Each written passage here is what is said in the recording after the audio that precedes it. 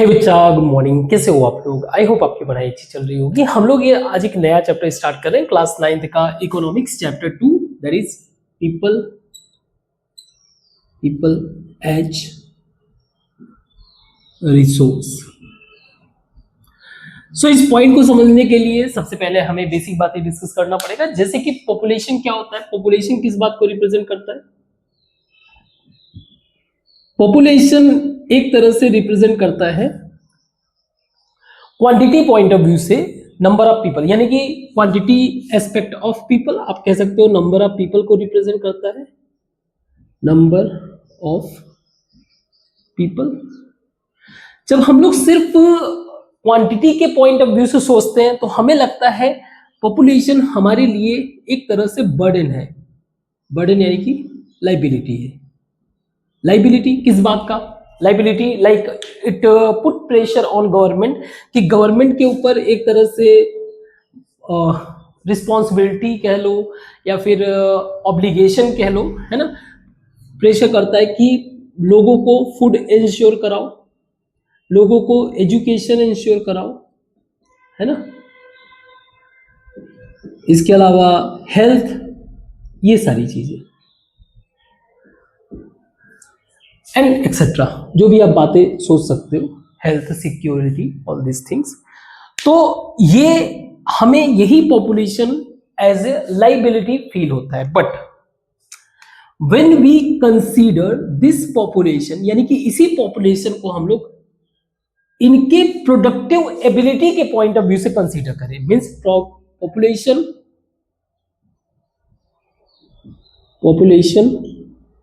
With their productive ability means इनकी capacity क्या है प्रोड्यूस करने का, इकोनॉमिक पॉइंट ऑफ व्यू से कितना बेनिफिट प्रोवाइड कर सकते हैं।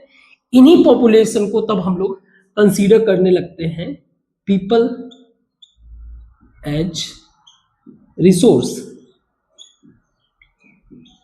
पीपल एज रिसोर्स, इसका मतलब क्या है? कहने का मतलब ये है कि यही population now we are considering them as an asset, means they are helping. किस बात के लिए? इसके थ्रू ये हेल्प कर रहे हैं इंक्रीज इन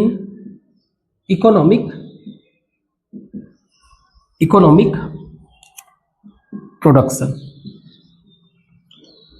ऑफ कंट्री। हमारी कंट्री के इकोनॉमिक या इकोनॉमी को इंक्रीज करने के लिए यही पॉपुलेशन हमें काम आ सकता है। तो जब हम लोग इस पॉइंट ऑफ व्यू से सोच रहे हैं, यानी कि किस पॉइंट ऑफ व्यू से? उनके प्रोडक्टिव एबिलिटी के पॉइंट ऑफ व्यू से, तब यही पॉपुलेशन हमें कैसे अपीयर होते हैं? हमें लगते हैं कि ये हमारे एक बेहतर रिसोर्स है। क्लियर?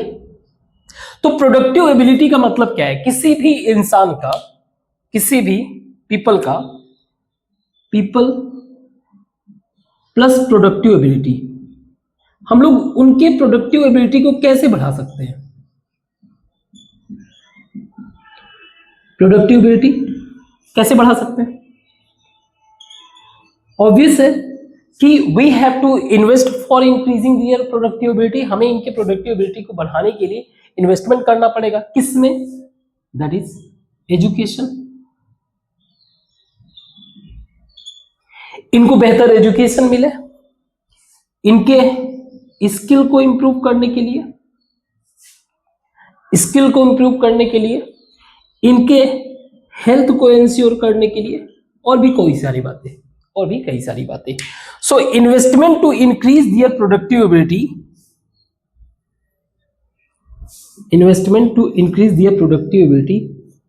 मेक देम, इनको क्या बनाता है? Means people with their productive ability, we call them human resource. क्या कह रहे हैं इनको हम लोग? किसी भी इंसान का उसके प्रोडक्टिव एबिलिटी के पॉइंट ऑफ व्यू से हम लोग उसके ह्यूमन रिसोर्स कंसीडर कर रहे हैं।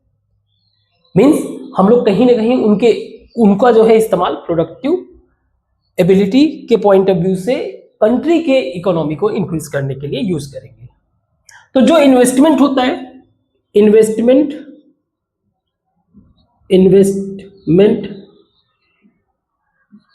For building productive ability of people, जैसे कि एजुकेशन पे, जैसे हेल्थ पे, स्किल पे, ये सारी चीजें इसको कहते हैं human capital formation. So human एक तरह से क्या हुआ, पूंजी हुआ, जिसको हमने कैसे बिल्ड किया, इन सब चीजों पे इन्वेस्ट करके। गेटिंग माय पॉइंट ना। इसका कुछ बेनिफिट हुआ क्या? हमने एजुकेशन का मतलब नॉलेज इंक्रीज करना, उनको अवेयर कराना, क्या इसका कोई बेनिफिट हुआ? इसका बेनिफिट बिल्कुल हुआ। हम लोगों ने देखा ग्रीन रिवॉल्यूशन के बारे में, ग्रीन रिवॉल्यूशन के थ्रू हमने उनको हाई यील्ड वैरायटी सीड्स के बारे में बताया, है ना। हमने उनको केमिकल फर्टिलाइजर से अवेयर कराया,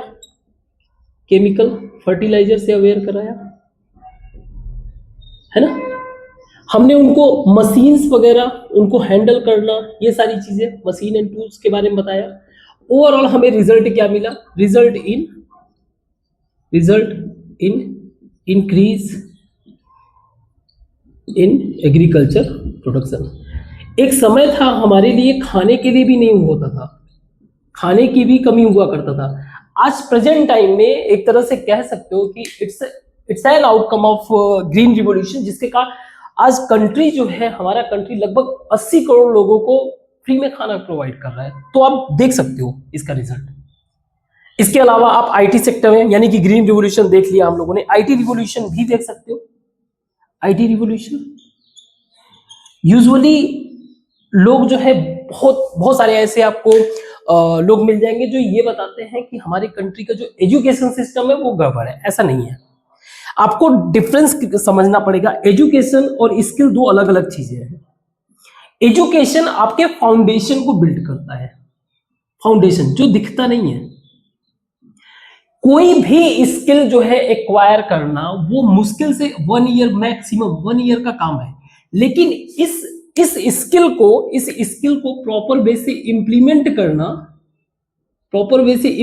करना, ये आपके नॉलेज के फाउंडेशन का काम है।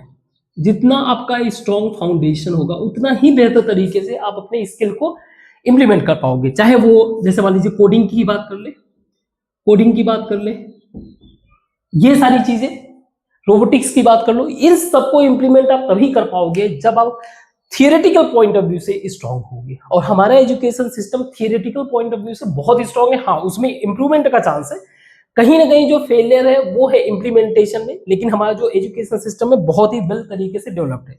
जो लोग शिकायत करते हैं वाकई में उनको चीजें पता ही नहीं है। तो आईटी रिवॉल्यूशन को अगर देखें तो हमारा एक वेल एजुकेटेड सोसाइटी होने के कारण, सॉफ्टवेयर वगैरह डेवलप करना सीखे, सॉफ्टवेयर डेवलपमेंट। इसके अलावा आईटी सर्विसेज और भी इंफॉर्मेशन टेक्नोलॉजी सर्विसेज। इसके कारण दुनिया में इंडिया जो है one of the top country among software के आईटी सर्विस में इंडिया में, वर्ल्ड में इंडिया जो है टॉप है। अगर हमारे सारे एक्सपोर्ट को भी आप कंसीडर करोगे तो आपको पता चलेगा सबसे ज्यादा एक्सपोर्ट अमाउंट में हम लोग आईटी सर्विस ही करते हैं। सो नो डाउट, जब हम लोग पॉपुलेशन को एज ए उनके प्रोडक्टिविटी के पॉइंट ऑफ व्यू से कंसीडर करते हैं तो यही पॉपुलेशन हमें एसेट दिखता है, otherwise it's a liability. Liability मतलब सारी चीजें जो भी प्रॉब्लम आप देख सकते हो, दंगे फसाद चोरी वगैरह, ये सारी चीजें देखने को मिलता है। सो उनके प्रोडक्टिविटी को बढ़ाने के लिए क्या करना है, हमें एजुकेशन प्रोवाइड करना है, उनको हेल्थ प्रोवाइड करना है, स्किल प्रोवाइड करना है, फूड प्रोवाइड करना है, सिक्योरिटी प्रोवाइड करना है, ये सारी चीजें। इन पर investment means people with their productivity they become human resource, और कह सकते हो human capital. There formation, human capital formation means investment on the building of productive ability. इनके प्रोडक्टिव एबिलिटी को बिल्ड करने के लिए जिसपे इन्वेस्टमेंट किया जाता है, it's a human capital formation. And क्योंकि ये लॉन्ग टर्म में रिटर्न देता है, तो ये ज्यादातर रिस्पॉन्सिबिलिटी किसके ऊपर चला जाता है, फिर गवर्नमेंट के ऊपर ही चला जाता है। तो इसको मिटाता हूं और आगे डिस्कस करते हैं।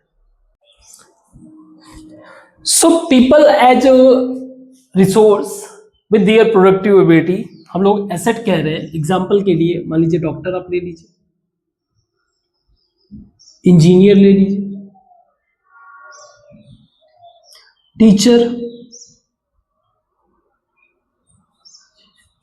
Taylor, etcetera. अब ये कर क्या रहे हैं, जैसे डॉक्टर किसी को सर्व करता है तो ये सर्विस प्रोवाइड कर रहा है, सर्विस प्रोवाइड कर रहा है हेल्थ के पॉइंट ऑफ व्यू से। इंजीनियर कुछ प्रोडक्ट क्रिएट कर रहा है, कुछ प्रोडक्ट क्रिएट कर रहा है तो गुड्स के पॉइंट ऑफ व्यू से। अगेन टीचर टीच कर रहा है सर्विस के पॉइंट ऑफ व्यू से, सर्विस प्रोवाइड कर रहा है। टेलर क्लॉथ बना रहा है, ये भी एक तरह का प्रोडक्ट यानी कि गुड्स। सो इसको अगर हम लोग इकोनॉमिक पॉइंट ऑफ व्यू से देखें, all these things, all these whether all services or goods somehow ये कर क्या रहे, जनरेटिंग इनकम। क्या कर रहे हैं, इनकम जनरेट कर रहे हैं। तो कोई भी गुड्स और सर्विस, कैसी भी एक्टिविटी अगर इनकम जनरेट करते हैं तो इस तरह की एक्टिविटी को बोला जाता है इकोनॉमिक एक्टिविटीज। तो इकोनॉमिक एक्टिविटीज यानी कि जैसे एग्जांपल के लिए आप कह सकते हो, एग्जांपल फार्मिंग एक्टिविटी, वो भी इनकम जनरेट कर रहा है। नॉन फार्मिंग एक्टिविटी वो भी, और भी कई सारे एग्जांपल आप लिख सकते हो। सो इकोनॉमिक एक्टिविटी ओवरऑल हमारे कंट्री के इकोनॉमिक ग्रोथ के लिए होता है, हमारा कंट्री उस तरह से ग्रो करता है। अब इसमें जो पीपल यानी जिनकी प्रोडक्टिव एबिलिटी हाई है, बेहतर है, वेल एजुकेटेड है, उनसे क्या फायदा होता है, और किसी का प्रोडक्टिव एबिलिटी ना बेहतर होने का कोई भी रीजन हो सकता है, उससे क्या हार्म होता है उसको समझ लेते हैं। तो एक स्टोरी समझते हैं। एक बच्चा है, उसका नाम है सकल। सकल की जो फैमिली है वो पुअर फैमिली। इसके बावजूद भी दे invested in his education, invested in his education. तो इसको जो है बेहतर स्कूल में भेजे, फिर हायर लेवल के स्कूल में भेजे, उसके बाद बेहतर ट्रेनिंग प्रोवाइड किए इसको, ये ट्रेनिंग ले सका, जिसका रिजल्ट ये हुआ लेटर ही बिकम सॉफ्टवेयर इंजीनियर, और इवन न्यू सॉफ्टवेयर भी डेवलप किया, डेवलप्ड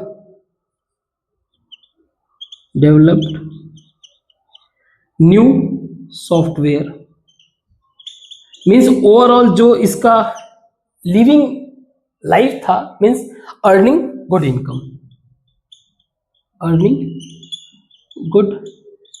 इनकम, बेहतर तरीके से पैसा अर्न कर रहा है और लाइफ भी बहुत अच्छे तरीके से जी रहा है। और ये रिजल्ट किस चीज का है, अगर आप इसका रिजल्ट देखोगे, it's a result of education and training.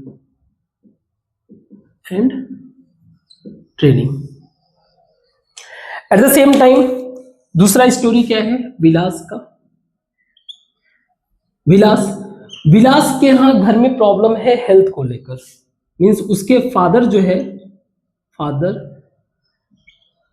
Died due to health issue, health issue के कारण पिताजी इनके डेथ कर गए। मदर, माँ को क्या करना पड़ रहा है, मदर सेल फिश, घर को चलाने के लिए फिश वगैरह बेच रही हैं, तो स्मॉल इनकम, बहुत ही कम इनकम अर्न कर रही हैं। तो Vilas not able to get good education. Story थोड़ा बहुत इधर उधर हो सकता है, स्टोरी का कंटेक्स्ट जरूरी है, ठीक है। बेहतर तरीके से एजुकेशन नहीं गेन कर पाया, और प्लस छोटा इनकम होने के कारण विलास आल्सो फेसिंग हेल्थ इश्यू से की आर्थराइटिस। इसके बाद क्या हुआ कि एक सर्टेन टाइम पे आने के बाद later Vilas start to cell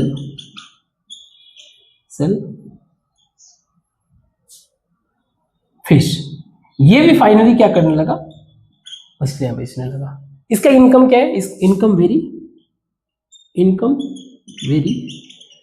लो, इसका इनकम जो है बहुत ही कम था। और इसका रीजन अगर आप देखोगे, it's because of health issue. तो हम लोग हेल्थ को भी अवॉइड नहीं कर सकते।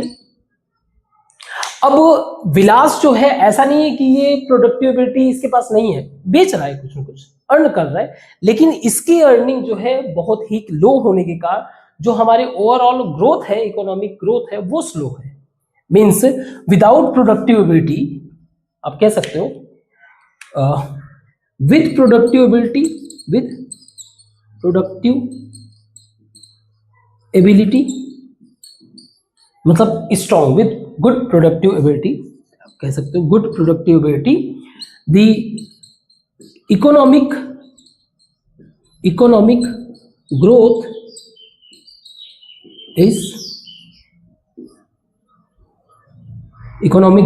Is more. तो जो इकोनॉमिक ग्रोथ होता है पूरे कंट्री का, प्रोडक्टिव एबिलिटी के साथ जो है बहुत ही फास्ट होता है, बहुत ही ज्यादा होता है, और विदाउट प्रोडक्टिव एबिलिटी यही इकोनॉमिक ग्रोथ बहुत ही कम होता है। सो आप इसमें डिफरेंस फील कर रहे होंगे कि कैसे जो है people as a resource with productive ability कितना ज्यादा हमारे कंट्री के लिए बेहतर होगा, और प्रोडक्टिव एबिलिटी के बिना, वो चाहे छोटा सा ही फैक्टर हेल्थ इश्यू ही हो, मतलब आप इमेजिन कर लो जैसे कोई हमारा कंट्री है, कोई बॉर्डर एरिया में कोई कॉन्फ्लिक्ट भी क्रिएट हो जाए, तो वहां के लोगों की इकोनॉमिक एक्टिविटी डिस्टर्ब होगा। तो सिक्योरिटी हर एक एस्पेक्ट के पॉइंट ऑफ व्यू से कहीं ना कहीं प्रोडक्टिव एबिलिटी पे ही हिट होता है, जो अल्टीमेटली हमारे इकोनॉमिक ग्रोथ में दिखता है। इसको मिटाते और आगे डिस्कस करते हैं।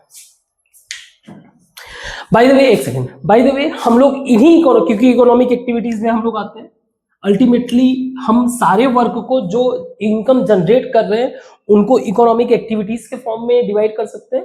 तो हम लोग अब इकोनॉमिक एक्टिविटीज को ही डिवाइड करके समझते हैं इकोनॉमिक एक्टिविटीज होता है। इसको मिटाते हैं। तो इन इकोनॉमिक एक्टिविटीज को हम लोग मेजर 3 पार्ट्स में डिवाइड कर सकते हैं, और भी कई सारे पार्ट्स में डिवाइड कर सकते हैं, लेकिन फॉर द टाइम बिंग अभी हम लोग सिर्फ 3 ही पढ़ेंगे। इकोनॉमिक एक्टिविटीज divided into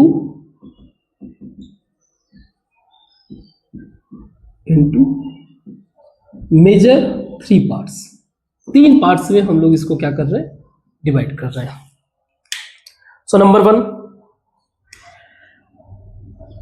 एक हम लोग कह सकते हैं प्राइमरी सेक्टर्स। तो पार्ट्स की जगह मैं सेक्टर्स लिख देता हूं। सेक्टर्स में हम लोग डिवाइड कर रहे हैं। प्राइमरी सेक्टर्स मींस इसमें जो भी चीज हम लोग प्रोड्यूस कर रहे हैं, प्रोड्यूस फ्रॉम नेचर, जो भी हम लोग प्रोड्यूस कर रहे हैं, जो भी आइटम गुड्स मिल रहा है हमें, वो कहां से मिल रहा है, नेचर से। जैसे फॉर एग्जांपल आप एग्रीकल्चरल एक्टिविटी आप देख लो, आप जो भी ले रहे हो नेचर से ले रहे हो, आप फिशिंग एक्टिविटी ले रहे हो, फिशिंग एक्टिविटी देख लो, ये भी नेचर से ही मिल रहा है। मिनरल्स वगैरह एक्सट्रैक्ट करना, आई मीन माइनिंग, ये भी क्या है, नेचर से। ऐसे कई सारे काम हैं जो डायरेक्ट हमें नेचर से मिलता है, ठीक है। उसको आप लोग किस में कंसीडर कर सकते हो, प्राइमरी सेक्टर में। Clear, good. तो सेकेंडरी सेक्टर क्या है, सेकेंडरी सेक्टर, इसमें आपको सबसे इंपॉर्टेंट चीज ये दिखेगा कि हम लोग कुछ न कुछ रॉ मटेरियल यूज करेंगे, raw material to produce something और प्रोडक्शन, कुछ न कुछ रॉ मटेरियल यूज करेंगे प्रोड्यूस। जैसे एग्जांपल के लिए मान लीजिए आपने एग्रीकल्चर में आपने वीट को कंसीडर किया, तो वीट हमारा किस में जाएगा, प्राइमरी सेक्टर में। इसी वीट से हमने फ्लोर बनाया, तो फ्लोर हमारा क्या हो गया, क्योंकि ये प्रोड्यूस हो रहा है तो ये हमारा क्या हो जाएगा सेकेंडरी सेक्टर का आइटम। अब अगर आपने बाद में फिर से इससे ब्रेड बना दिया तो भी ये किसका है, सेकेंडरी सेक्टर का ही आइटम है, क्योंकि हम लोग कुछ ना कुछ as a raw material use कर रहे हैं, चाहे हम लोग प्राइमरी सेक्टर से ले एज ए रॉ मटेरियल, चाहे सेकेंडरी सेक्टर या पहले से ही किसी से बना हुआ हो। तो इसका एग्जांपल क्या होगा, जैसे एग्जांपल के लिए फैक्ट्री हो गया, फैक्ट्रीज, इंडस्ट्रीज, ये सारी चीजें क्या है, इसके एग्जांपल्स हैं, ठीक है। ये सारी चीजें इसके एग्जांपल्स हैं। तो फिर आता है टर्सरी सेक्टर।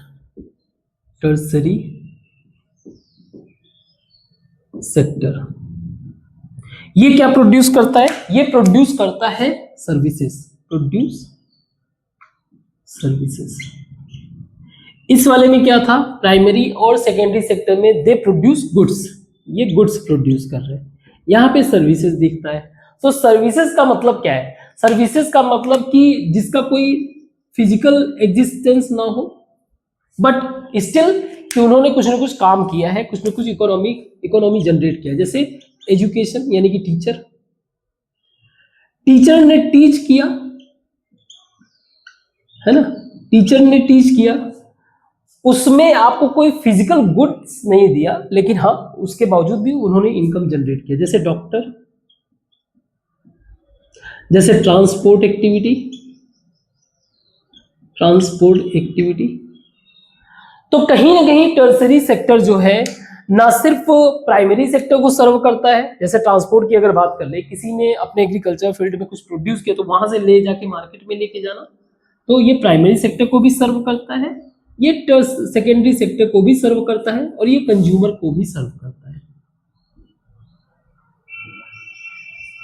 इसके आगे भी होते हैं लेकिन उसको डिस्कस नहीं करेंगे। सो अब इकोनॉमिक एक्टिविटीज को हम लोग एक और पॉइंट ऑफ व्यू से समझ सकते हैं। ये सारी चीजें जो एक्टिविटीज हो रही हैं, इनका सोल पर्पस क्या है, कहीं ना कहीं इनकम जनरेट करना। और ये जो इनकम जनरेट होता है, जो इनकम जनरेशन, इनका सोल पर्पस है इनकम जनरेशन। अब ये होता कहां पे, ये होता है जहां पे चीजें बेची या खरीदी जाती है, we call it market. So selling and buying जहां पे होता है, selling and buying, that place we call market. और यहां की जितनी भी एक्टिविटीज जहां पे सेलिंग एंड बाइंग हो रहा है, समहाउ जरूरी नहीं है कि वो मार्केट पर्टिकुलर जो आप इमेजिन करते हो कि एक सर्टेन प्लेस, नहीं, इट्स एन आइडिया। तो जहां पे भी सेलिंग एंड बाइंग एक्टिविटी हो रहा है, ऐसे एक्टिविटीज को हम लोग बोलते हैं market activities. So there is economic activities which have certain profit and loss, income generation, all these things, ये सारी एक्टिविटीज इसमें आती है मार्केट एक्टिविटीज में। And there is a non market activities,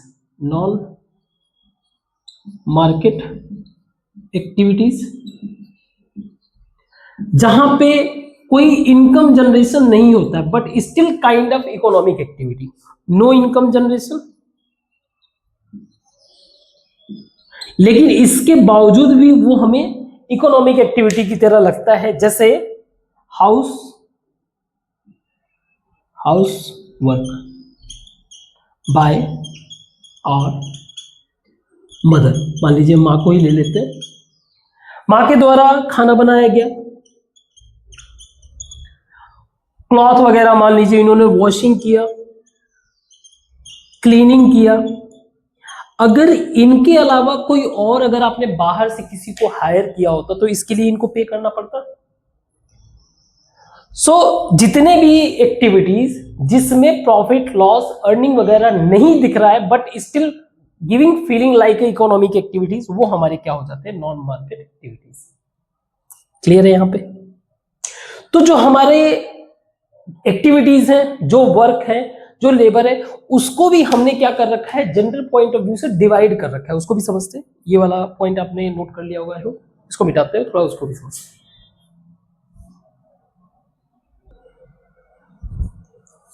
तो सोसाइटी में हमें जेंडर डिवीजन यानी कि जेंडर को लेकर एक सर्टेन परसेप्शन क्रिएट है माइंड में, उसको समझते हैं। तो there is a division of work, division of work on the basis of work कह लो या लेबर कह लो, जो कि बेस्ड है जेंडर बेस्ड, जेंडर बेस्ड। जैसे अगर कोई व्यक्ति वर्क कर रहा है, work in field, same work कहीं बाहर जाके कर रहा है तो उसके पैसे मिल रहे हैं, वही same work in house no money, तो इसको मैं कह दे रहा हूं मार्केट एक्टिविटीज। बट आप डिवीजन देखो, अभी आपको फील होगा, मार्केट, नॉन मार्केट। ठीक है, इसके अलावा earn money, house hold care, आप फील करना house care.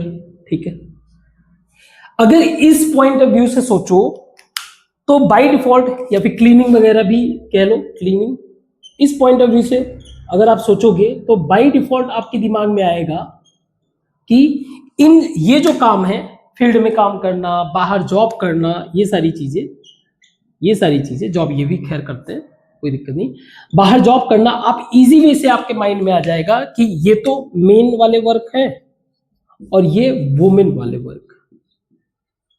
So this is kind of perception, इसी को कहते हैं जेंडर बायस्ड। जेंडर का मतलब आप समझो, जेंडर का मतलब कभी भी सेक्स के पॉइंट ऑफ व्यू से नहीं होता है, it's not a biological division. Biological division के लिए सेक्स टर्म यूज होता है। जेंडर का मतलब होता है एक सोशल परसेप्शन होता है। इस काम को लेकर जो है हमने सोच रखा है कि मेन जो है ये काम करेंगे, ये वुमेन काम करेंगे। अब ये नॉन मार्केट एक्टिविटी के कारण not included in economic growth, या कह लो नेशनल इनकम में इसका इंक्लूजन नहीं है, नेशनल इनकम। बट क्या इसका रोल नहीं है? इसका रोल तो इंपॉर्टेंट है।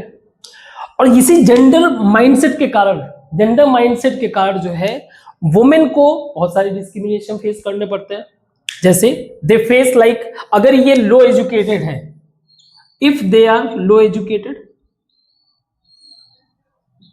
अगर ये लो एजुकेटेड है, still they are doing job कर रही हैं, तो इनको यूजुअली फेस करना पड़ता है लो वेज का। मेन के कंपेयर में इनकी सैलरी कम होगी, लो वेज का। नो सोशल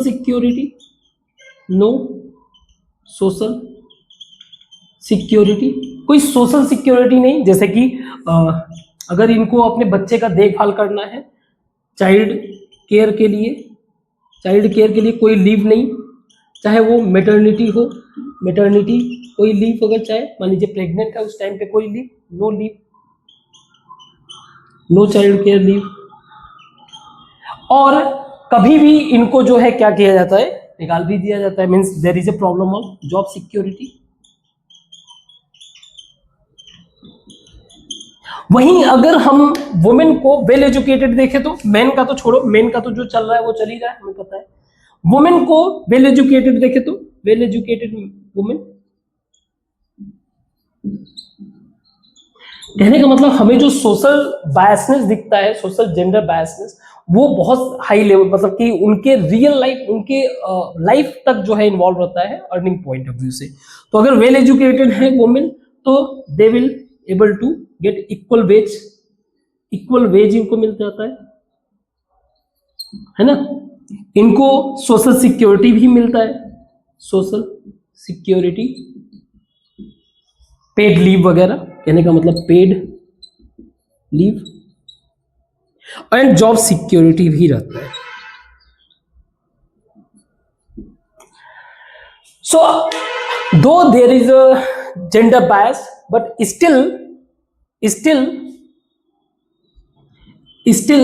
आप कह सकते हो कि well educated women can overcome such issues. ऐसे इश्यूज को भी अगर बेहतर तरीके से वो एजुकेटेड है तो भी ओवरकम कर सकती है।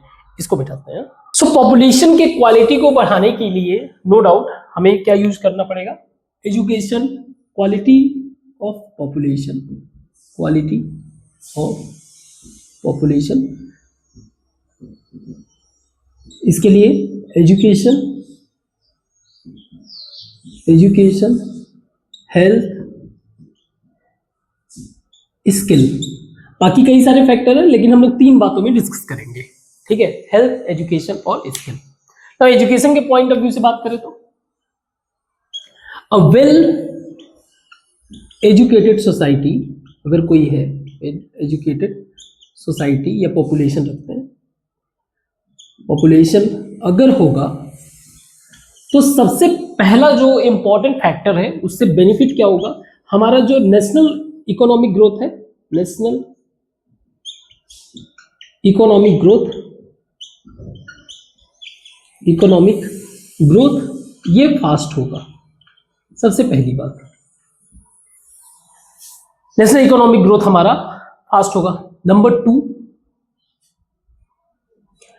हमारी सोसाइटी का एक सर्टेन कल्चर होता है, एक सर्टेन कह सकते हो पैरामीटर्स होता है जिसके बेसिस पे सोसाइटी रन करती है।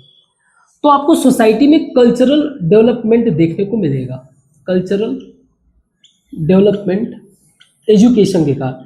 मीन्स जो पहले के थॉट रहेंगे उससे हटकर लोग modern thought and progressive point of view से अपने आप को आगे बढ़ाएंगे, तो कल्चरल डेवलपमेंट हमें देखने को मिलेगा। Third and important, better governance देखने को मिलेगा, बेटर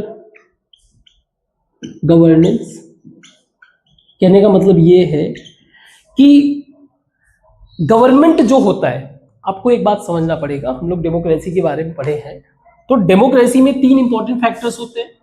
डेमोक्रेसी में हमारे पीपल है, गवर्नमेंट है, और एक होता है इंस्टीट्यूशन, इंस्टीट्यूशंस। तो जो गवर्नमेंट का मतलब जो सर्टेन लोगों को चुना गया है उनकी बात कर रहे हैं, पीपल जिनको सर्व करना है, इनके ऊपर जो भी सर्व किया जाता है थ्रू द इंस्टीट्यूशंस, चाहे पार्लियामेंट हो, चाहे जुडिशियरी हो, चाहे कुछ, वो इंस्टीट्यूशंस है। अब यूजुअली होता क्या है कि सोसाइटी में वेल अवेयरनेस ना होने के कारण या किसी के पॉलिटिकल इंटरेस्ट के कारण जो है सोसाइटी अपने में ही डिस्टर्बेंस फील करती है। अब अगर सोशल डिस्टर्बेंस थोड़ा सा भी हुआ, अल्टीमेटली वो सब पर इंपैक्ट करता है। तो गवर्नमेंट जब भी कोई पॉलिसी बनाती है, it's always for welfare of society, welfare of society, हर वक्त यही है। हाँ, कमियां होंगी, ऐसा नहीं है कि कोई भी चीज परफेक्ट हो जाएगा, कमियां होती हैं, उनको प्रोटेस्ट किया जाता है और गवर्नमेंट उन बातों को सुनती भी है, इम्प्रोवाइज करती है। अगर मान लीजिए गवर्नमेंट सुनी भी ना, बिल्कुल भी ना सुने, so there is a chance कि कल को एक नया गवर्नमेंट आएगा, वो पुराने पॉलिसीज को चेंज कर देगा। इस तरह से जो है एक प्रॉपर डेमोक्रेटिक कंट्री वर्क करता है। तो बेटर गवर्नेंस का मतलब ये है कि गवर्नमेंट की बनाई गई पॉलिसी को बेहतर तरीके से समझ पाना अपने पॉइंट ऑफ व्यू से, ना कि किसी और के पॉइंट ऑफ व्यू से। तो बेटर गवर्नेंस होता है, प्लस आप कह सकते हो कि अपॉर्चुनिटीज भी क्रिएट होती है। कहने का मतलब ये है कि जो एक वेल एजुकेटेड पर्सन है वो एक नए तरीके का बिजनेस करेगा, नए तरीके का इनोवेटिव वर्क करेगा, ताकि लोगों को जॉब वगैरह भी मिलेगा।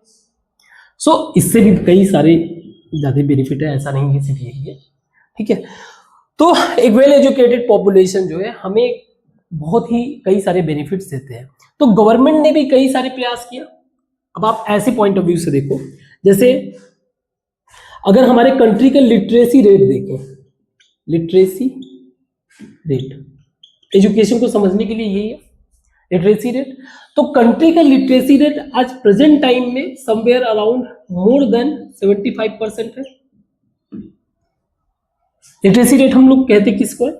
लिटरेसी रेट कोई भी पर्सन, चाइल्ड, कोई भी पर्सन और चाइल्ड, कोई बच्चा जिसकी एज 7 ईयर से ऊपर हो, 7 ईयर से ऊपर, उसको लिखना मीन्स राइटिंग आता हो, पढ़ना means reading and basic calculation, अगर उसको इतना सारा चीज आता है तो that person considered as a literate. तो इस पॉइंट ऑफ व्यू से हमारे कंट्री का लिटरेसी रेट समवेयर 75%, जो एक्सपेक्ट कर रहे हैं हम लोग 2026 या 7 में जब आएगा डेटा, उस टाइम पे 80 to 85% से ऊपर ही होना चाहिए, कुछ ऐसा होना चाहिए, ऐसा हम एक्सपेक्ट करते हैं। 1950s में देखोगे तो ये जो है लिटरेसी रेट बहुत ही कम था, इवन लेस देन 20% कह लो, 20% से भी कम हुआ करता था। तो आप अंदाजा लगा सकते हो क्या हाल था। एक्सपेंडिचर के पॉइंट ऑफ व्यू से, यानी कि गवर्नमेंट के एफर्ट के पॉइंट ऑफ व्यू से देखें तो उस टाइम पे एक्सपेंडिचर, मतलब इन रियलिटी आप ये फील करो ना कि ग्रोथ हो रहा है कि नहीं। एक्सपेंडिचर जो है 1950s में 51 में अगर मान लो मैं कंसीडर करूं, so at that time rupees 150 crore के आसपास था, इससे नीचे ही था। So it was that much amount. और आप कंट्री का वास्टनेस देख सकते हो कितना बड़ा कंट्री है। तो उसी रेस्पेक्ट में आप ये भी देखो। वहीं अगर हम लोग आज 2025-26 को कंसीडर करें, सेंट्रल लेवल पे अगर आप देखोगे लगभग 1.40 लाख करोड़ रुपया इन्वेस्ट हो रहा है एजुकेशन पे। किस पे?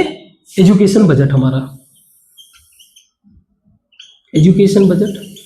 और यही अगर हम लोग जो राज्य, देखो एजुकेशन एक ऐसा चीज है जो सेंट्रल गवर्नमेंट के भी होते हैं और राज्य सरकार के भी होते हैं। आपने स्टेट बोर्ड सुना होगा, सेंट्रल बोर्ड सुना होगा, है ना, सीबीएसई वगैरह। तो अगर राज्य सरकार को भी इंक्लूड कर दूं तो स्टेट गवर्नमेंट के हिसाब से अगर देखो तो इट इज अबाउट या मोर देन 9 लाख करोड़। तो आप समझ रहे हो एजुकेशन में नो डाउट एक बेहतर एक्सपेंडिचर चल रहा है, बेहतर ग्रोथ किया जा रहा है अल्टीमेटली, क्योंकि बहुत ही ज्यादा उसका इम्पैक्ट देखने को मिलता है। गवर्नमेंट ने और भी सारे एफर्ट किए, हम गवर्नमेंट के एफर्ट को और भी पॉइंट ऑफ व्यू से समझ सकते हैं। जैसे number 1, universal elementary education means सबको, जितने भी बच्चे हैं सबको जो है फ्री एजुकेशन मिलेगा। फ्री एजुकेशन का है एटलीस्ट 14 ईयर्स तक, एलिमेंट्री एजुकेशन तो सबको फ्री मिलेगा, पहला चीज। दूसरी बात, जो रूरल एरियाज के भी टैलेंटेड बच्चे, उनके लिए नवोदय विद्यालय जैसे स्कूल खोला गया है, Navodaya Vidyalaya for rural talented students. और भी कई सारे हैं, जैसे कि जिसे बोलते हैं वाल्मीकि स्कूल, ट्राइबल स्कूल्स के लिए भी कई सारे जो है डेवलप कर रहे हैं। थर्ड आप कह सकते हो, थर्ड आप स्कीम ले सकते हो, वोकेशनल ट्रेनिंग का अरेंजमेंट कर रखा है, वोकेशनल ट्रेनिंग, ताकि बच्चों के स्किल्स वगैरह को इम्प्रूव किया जा सके, समग्र शिक्षा अभियान के अंतर्गत, समग्र शिक्षा अभियान यानी स्कीम, इसके अंतर्गत स्कूल सिस्टम को डेवलप कर रहे हैं, स्कूल सिस्टम को डेवलप कर रहे हैं, चाहे वो प्री स्कूल हो, चाहे वो मीडियम जो स्कूल होता है, medium school, high school, secondary level आप कह सकते हो, secondary school, higher secondary school, इन सबको जो है इनका well infrastructure development, all these things comes under the Samagra Shiksha अभियान के अंतर्गत। स्कूल्स में एक और मेजर प्रॉब्लम देखा गया, ड्रॉप आउट का प्रॉब्लम। इन सब जैसे को प्रॉब्लम को सॉल्व करने के लिए मिड डे मील स्कीम। अब इस स्कीम के अंतर्गत क्या किया जा रहा है, ये इंश्योर करने की कोशिश किया जा रहा है कि जो भी अटेंडेंस हो वो बढ़े, अटेंडेंस स्कूल में, क्योंकि ये पता किया गया था कि बच्चे स्कूल क्यों नहीं आते, क्योंकि एक तो पुअर है तो उनको अर्निंग के लिए जाना पड़ता है, तो ये हुआ कि चलो ठीक है हम तुमको यहीं पे खाना देंगे, तुम आओ। तो अटेंडेंस बढ़ाने के लिए, ड्रॉप आउट घटाने के लिए, ड्रॉप आउट डिक्रीज करने के लिए, इसी के साथ न्यूट्रिशन भी इंप्रूव करने के लिए, न्यूट्रिशन इंप्रूवमेंट। और आप देख ही रहे हो न्यूट्रिशन का मतलब क्या है, हम लोग एक तरह से दो चीजों को हिट कर रहे हैं, ना सिर्फ हेल्थ को, एजुकेशन को, स्कूल को भी हिट कर ही रहे हैं, तीनों चीज हिट कर रहे हैं इस तरह से। तो इस पॉइंट को ध्यान में रखते हुए मिड डे मील स्कीम जो है लाया गया। और भी कई सारे स्कीम चल रहे हैं हमारे कंट्री में, कॉन्स्टिट्यूशनल राइट बना दिया गया है, राइट टू एजुकेशन, और भी कई सारे प्रयास चल रहे हैं गवर्नमेंट का एजुकेशन को लेकर। अगर हम लोग इंफ्रास्ट्रक्चर डेवलपमेंट के बारे में देखें तो भाई टीचर, जो नंबर ऑफ टीचर्स होते हैं उनकी संख्या इंक्रीज हो चुकी है, नंबर ऑफ स्कूल्स होते हैं उनकी संख्या इंक्रीज हो गई है, हायर एजुकेशन लेवल इसकी भी संख्या, यानी कि कॉलेज और यूनिवर्सिटीज, इनकी भी संख्या इंक्रीज हो गई है आज के टाइम में। और ये क्यों बनेगा, क्योंकि इस तरह से डिमांड है। और गवर्नमेंट ये भी प्रयास करती है ताकि जो वुमेन है, जो गर्ल्स हैं, उनको ज्यादा मौका मिले पढ़ने का, मीन्स गर्ल्स एजुकेशन को ज्यादा प्रमोट करते हैं, गर्ल्स एजुकेशन, क्योंकि ऐसा माना जाता है कि जब आप एक गर्ल्स को एजुकेट करते हो तो गर्ल्स एजुकेशन का मतलब हो गया कि आपने एक पूरे फैमिली को एजुकेट कर दिया, फैमिली को एजुकेशन का मतलब ही है कि ओवरऑल हमारे कंट्री का इनकम। तो एक जब गर्ल एजुकेटेड होती है तो वो बहुत ही अपने से लेकर रिस्पॉन्सिव डिसीजन लेती है, अपने को लेकर, अपने बच्चे को लेकर, अपनी फैमिली को लेकर, ऑल दिस थिंग्स। जैसे बच्चों को टीका लगता है, एक एजुकेटेड लड़की ज्यादा प्रोएक्टिव तरीके से टीका वगैरह जो भी है, वैक्सीनेशन वगैरह बहुत अच्छे से उसको टेक केयर करती है कि कब लेना है, कैसे लेना है, एक्टिवली पार्टिसिपेट करते हो। प्लस बचपन से ही बच्चे को पढ़ाना भी शुरू कर देती है। तो गर्ल्स एजुकेशन के लिए गवर्नमेंट चाहती है कि इनका ड्रॉप आउट कम से कम हो, ड्रॉप आउट रिमूव हो, वेल एजुकेशन गेन करे। तो गवर्नमेंट कई सारी पॉलिसीज भी लेके आती है कि आप पढ़ो, आपको हम लोग जब ये मान लीजिए 10th आपने कर लिया तो आपको मैं लैपटॉप दूंगा, आप जब 12th क्वालिफाई कर लोगे तो आपको जो है बाइक मिल रहा है, स्कूटी वगैरह। हो सकता है आप जब मैरिज करो उस टाइम पे अगर आप वेल ग्रेजुएटेड हो, पोस्ट ग्रेजुएटेड हो तो गवर्नमेंट हो सकता है आपको 50,000 दे, और अगर पोस्ट ग्रेजुएटेड तो 1 लाख। तो इस तरह से फैमिली भी सोचेगा ना यार कि अगर मेरी बेटी पोस्ट ग्रेजुएटेड होगी तो कहीं ना कहीं उसको गवर्नमेंट 1 लाख रुपीज देगी शादी में, और भी अदर। और इससे बेनिफिट ये हो जाएगा कि अगर वो पोस्ट ग्रेजुएटेड होगी तो कल को वो शादी के बाद भी बेहतर तरीके से कहीं पे जॉब कर सकेगी। तो हम लोगों ने एजुकेशन के पॉइंट ऑफ व्यू से देख लिया। आप बुक को हमेशा ओपन करके रखा करो, बुक में कोई अगर एक्स्ट्रा पॉइंट्स मिले तो उनको नोट डाउन किया करो, और कुछ जो पॉइंट्स रहते हैं अगर आपको लगता है तो आप उसको क्रॉस चेक किया करो गूगल वगैरह पे। ऐसा नहीं है कि जो है, मैंने कई बार बोला है, you can't take other person as a granted, मतलब ऐसा मत करो, आप उनको जो है क्रॉस चेक जरूर करो, लाइटली मत लो, बट हाँ उनके इंफॉर्मेशन को क्रॉस चेक जरूर करो, ये एबिलिटी आपकी होनी चाहिए। खैर आज के लिए बस हम लोग इतना ही रखते हैं, बाकी के टॉपिक को हम लोग कल डिस्कस करेंगे, हेल्थ वाले पॉइंट को, स्किल वाले पॉइंट को, ठीक है। तब तक के लिए थैंक यू।